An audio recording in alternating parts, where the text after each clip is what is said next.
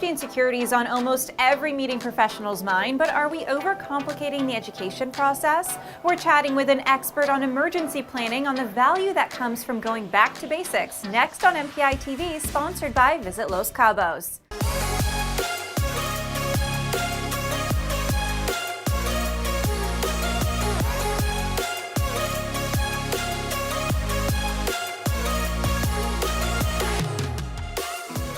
Alan Kleinfeld with Arrive Conference Solutions joins us now. And Alan, what are some trends you're seeing with meeting planners seeking event safety and security education? The biggest trend that I see is that people are actually looking for it. Now that meeting safety and security has become a relevant, important topic, the biggest thing that planners want is more education. So they're seeking it out because what they see on the news or what they might read on Facebook or see in a blog about acts of violence that are happening not just in schools as an active shooter, but in places where people meet, people convene, different venues, things like that. Part of a planner's perspective is that they have to become fully trained on all things safety and security, which can be overwhelming.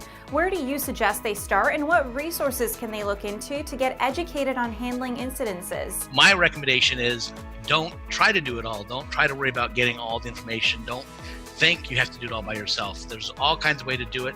The first thing is just pick something and start. And I always say pick something simple like a safety check at your venue.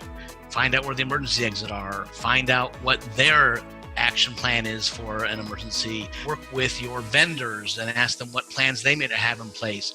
Ask your AV people, make sure they tape down cables and cords, and just kind of start with one thing and make it a habit. So every time you start working on your room sets, go into that room, go to that floor plan, make sure you know where the exits are, make sure you know where the house phone is, things like that, things that you might not even consider until you need it. You should go ahead and start working on that kind of stuff now. Now, in the article, you talk about some basics that planners can do, like working with the venues, creating evacuation plans for each room.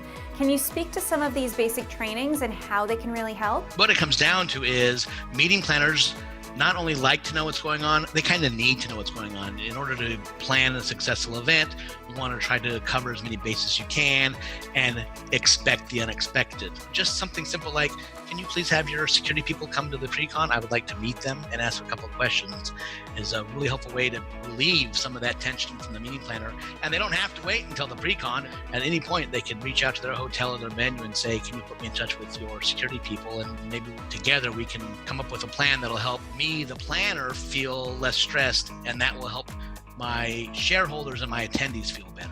The education is really a collaborative effort, but it's not as overwhelming as one may think thanks to these tips from Alan. And for even more from Alan Kleinfeld, check out the September issue of The Meeting Professional. Thanks for joining us on MPItv, sponsored by Visit Los Cabos.